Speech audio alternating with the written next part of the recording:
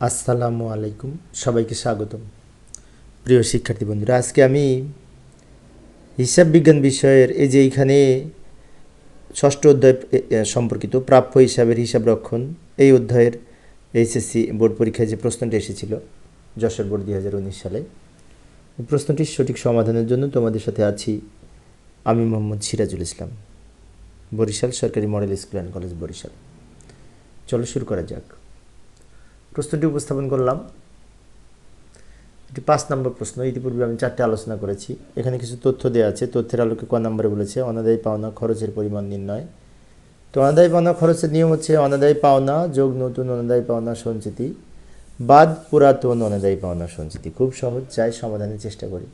এই যে এখানে আমরা নিচে ছক অঙ্কন করে দেখাবো, বিবরণ টাকা টাকা এইভাবে ছক অঙ্কন করব। উপরে উদ্দীপকের কিছু অংশ নিয়ে এসে রাখলাম। প্রথমে লিখবো অনাদায়ী পাওনা, এই যে অলিখিত অনাদায়ী পাওনা 20,000, ওইটা লিখবো, এই অলিখিত। এরপরে যোগ নতুন অনাদায়ী পাওনা সঞ্চিতি। নতুন অনাদায়ী পাওনা সঞ্চিতি হবে এই যে 1,50,000 টাকা ধারে বিক্রয় ছিল, তার সাথে 50,000 টাকা যোগ করে, 1,50,000 টাকা প্রাপ্য হিসাবে উদ্বৃত্ত ছিল, তার সাথে ধারে বিক্রয়ের 50,000 যোগ করে 2 লাখ। এই 2 লাখ থেকে 20,000 বাদ দিয়ে যা থাকে তার উপরে 10%, মানে 1,80,000 টাকার উপরে 10% 18,000 টাকা হবে। এই 18,000 টাকা কীভাবে হলো? এই যে 1,50,000 আর 50 যোগ করে 2 লাখ, 2 লাখ থেকে 20,000 বাদ দিয়ে যা থাকে তার উপরে 10%, এই 18,000 টাকা হলো। এই দুটো যোগ করে 38,000 টাকা নিচে লিখবো। এর নিচে লিখবো বাদ পুরাতন অনাদায়ী পাওনা সঞ্চিতি, ওই 13,000 টাকা। ওই যে উপরে যেটি লেখা আছে 1 তারিখের, ওটি পুরাতন 13,000 টাকা। বিয়োগ করে আমরা যেটি পাবো শেষের ঘরে লিখবো 25,000 টাকা। এটা হচ্ছে অনাদায়ী পাওনা খরচের পরিমাণ। অনাদায়ী পাওনা খরচের পরিমাণ। আমাদের অনেক সময় আয় বিবরণীতে অনাদায়ী পাওনা খরচ লিখতে বলে, তো সেখানে আমরা এইভাবে লিখব, যোগ বিয়োগ করে। অনাদায়ী পাওনার সাথে নতুনটা যোগ, পুরাতনটা বিয়োগ। আবার উদ্দীপকে ফিরে গেলাম। উদ্দীপকের এইখানে খ নম্বরে বলেছে প্রয়োজনীয় জাবেদা দাখিলা দিতে। তো জাবেদা ছক অঙ্কন করব। ও জাবেদা আমি প্রথমে যে ধারে বিক্রয়ের জাবেদাটা এখানে আগে করব, আর বাকিগুলো আমি পরবর্তীতে করব। আগে ধারে বিক্রয়ের জাবেদাটা হলুদ কালার দেওয়া আছে, এটা জাবেদা আগে করি। ধারে বিক্রি করে জাবেদা হচ্ছে প্রাপ্য হিসাব ডেবিট, বিক্রয় হিসাব ক্রেডিট। প্রাপ্য হিসাব ডেবিট, বিক্রয় হিসাব ক্রেডিট। টাকা লিখবো 50,000, ধারে বিক্রয়ের জাবেদা, তাই না? আচ্ছা, এর নিচে বাকি জাবেদাগুলি করা উচিত। আরও 3টা জাবেদা হবে, কিন্তু এখানে 3টা জাবেদা ধরবে না, সেই জন্য ওই 3টা জাবেদা আমি আলাদা করে দেখাচ্ছি। কিন্তু তোমরা একটা ছকের মধ্যেই করবে, তোমরা সব জাবেদাগুলি একটা ছকের মধ্যেই করবে পরীক্ষার হলে। আমি বাকি জাবেদাগুলি এখানে দেখাচ্ছি। মোট 4টা জাবেদা হবে, ওইখানে একটা করেছি, বাকি 3টা এইখানে। এই যে 3টা এখানে জাবেদা করব, এই 3টা জাবেদা সাধারণত প্রায় প্রত্যেকটা অঙ্কেই থাকে। প্রত্যেকটা অঙ্কেই এই 3টা জাবেদা করা লাগে এই অধ্যায়ে, প্রায় ম্যাক্সিমাম ক্ষেত্রে। এখানে কি করব? প্রথমে এই যে অলিখিত অনাদায়ী পাওনা, এই অনাদায়ী পাওনা যে 20,000, এটা নিয়ে আগে করব। ওটার জন্য জাবেদা হবে অনাদায়ী পাওনা সঞ্চিত ডেবিট, প্রাপ্য হিসাব ক্রেডিট, এই 20,000 টাকা নিয়ে। অনাদায়ী পাওনা সঞ্চিত ডেবিট, প্রাপ্য হিসাব ক্রেডিট। এরপরের জাবেদাটা হবে ওই যে আমরা কিছুক্ষণ আগে অনাদায়ী পাওনা খরচ যোগ বিয়োগ করে পেলাম না 25,000 টাকা, ওই 25,000 টাকা নিয়ে 2টা জাবেদা হবে। প্রথম জাবেদাটা হবে এই অনাদায়ী পাওনা খরচ ডেবিট, অনাদায়ী পাওনা সঞ্চিতি ক্রেডিট, 25,000 টাকা নিয়ে। এই 25,000 টাকা কীভাবে পেলাম? আমি ক নাম্বারে বের করেছি। ক নাম্বারে এই 25,000 টাকা বের করে দেখিয়েছি। এই অনাদায়ী পাওনা 20,000-এর সাথে 10% হিসেব করে 18,000 টাকা হয়েছিল, ওইটা যোগ করে ওই পুরাতনটা বিয়োগ করে পেয়েছি ক নাম্বারে। বারবার বলছি আমি।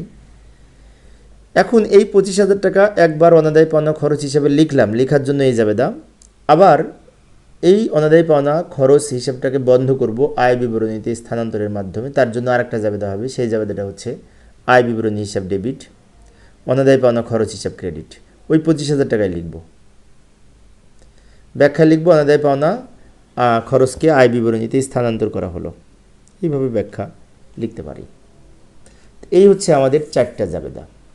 তো 4টা জাবেদার মধ্যে এইখানে যে 3টা জাবেদা করেছি, এই 3টা জাবেদা প্রায় অঙ্কে থাকে। আর একটা জাবেদা পূর্বের পৃষ্ঠা আমি করেছি, তবে তোমরা এক ছকের মধ্যে করবে। বারবার বলছি আমি 2টা ছকে করেছি, কিন্তু তোমরা একটা ছকের মধ্যেই করবে সব জাবেদাগুলি। তা আবার উদ্দীপকে ফিরে এলাম। উদ্দীপকের গণঙে বলেছে অনাদায়ী পাওনা হিসাব, অনাদায়ী পাওনা সঞ্চিত হিসাব প্রস্তুত করতে। তো আমরা কিছুক্ষণ আগে যে জাবেদা করেছি, ওই জাবেদা দেখে দেখেই এই খতিয়ান 2টা করতে পারি। অনাদায়ী পাওনা হিসাব মানে অনাদায়ী পাওনার খতিয়ান, অনাদায়ী পাওনা সঞ্চিত হিসাব মানে অনাদায়ী পাওনা সঞ্চিতির খতিয়ান, 2টা খতিয়ান প্রস্তুত করব। খতিয়ান প্রস্তুতের জন্য এই যে প্রথমে অনাদায় পাওনা খরচ হিসাবটা তৈরি করলাম এবং এই অনাদায় পাওনা খরচের সাথে এই যে উপরে আমি জাবেদার কিছু অংশ নিয়ে এসে রেখেছি। উপরের জাবেদাটা কিন্তু গ নংয়ের উত্তর না, উত্তর হচ্ছে নিচের খতিয়ানটা, অনাদায় পাওনা খরচ হিসাবটা।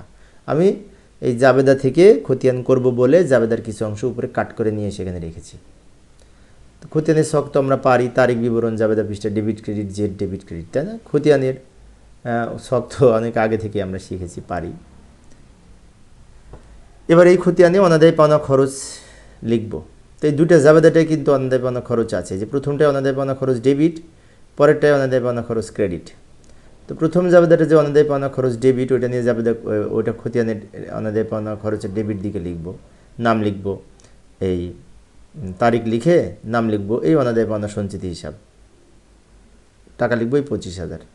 25,000 কীভাবে হলো আমি নিচে দেখিয়ে দিয়েছি। অনাদায় পাওনা যোগ নতুন অনাদায় পাওনা সঞ্চিতি, এই পার্সেন্টেজ কেটে 18,000 হবে, বাদ পুরাতন। যদিও এটা আমি ক নাম্বারে বের করেছিলাম, এই 25,000 টাকা কিন্তু ক নাম্বারে বের করেছিলাম। ক নাম্বারে তোমরা আবার ফিরে দেখলে ওটা আরও ব্যাক সাইডে কতে বের করেছি এটা আরও ভালো মতো বুঝতে পারবে। প্রথম জাবেদা দেখে দেখে লিখলাম, এই যে অনাদায় পাওনা খরচের ডেবিটে টাকা লিখলাম, নাম লিখব, নাম লিখলাম অনাদায় পাওনা সঞ্চিতি, তাই না? উল্টা নামটা লিখতে হয়। পরের জাবেদায় অনাদায় পাওনা খরচ ক্রেডিট, তাহলে আয় বিবরণী নাম লিখব আর টাকা লিখব অনাদায় পাওনা খরচের ক্রেডিট দিকে 25,000 টাকা। এখানে ডেবিট আছে 25,000, ক্রেডিট 25,000, ডেবিট ক্রেডিট বিয়োগ করে শূন্য হবে, অর্থাৎ অনাদায় পাওনা খরচ হিসাবে কোনো জের থাকলো না, জিরো হয়ে গেছে। এটা হচ্ছে অনাদায় পাওনা খরচ হিসাব, একটা খতিয়ান হলো। আর একটা খতিয়ান করতে বলেছে, সেটা হচ্ছে অনাদায় পাওনা সঞ্চিতি হিসাব, সেই খতিয়ানটা করব। তো ওই খতিয়ানটা করার জন্য আবার আমরা ছক অঙ্কন করলাম, নাম দিলাম অনাদায় পাওনা খরচ হিসাব, সঞ্চিতি হিসাব। এখন অনাদায় পাওনা সঞ্চিতি হিসাবের সাথে দুইটা জাবেদা জড়িত ছিল, ওই দুইটা জাবেদাই যে আমি উপরে নিয়ে এসে রাখলাম। ওই জাবেদাটা কিন্তু উত্তরের অংশ না, ওইটা হচ্ছে আমি সুবিধার জন্য নিয়ে এসেছি। তোমাদের কিছুক্ষণ আগে তো জাবেদা করেছি, ওইটাই আমি উপরে রাখলাম, ওইটা দেখে দেখে খতিয়ান করব, অনাদায় পাওনা সঞ্চিতি হিসাব প্রস্তুত করব।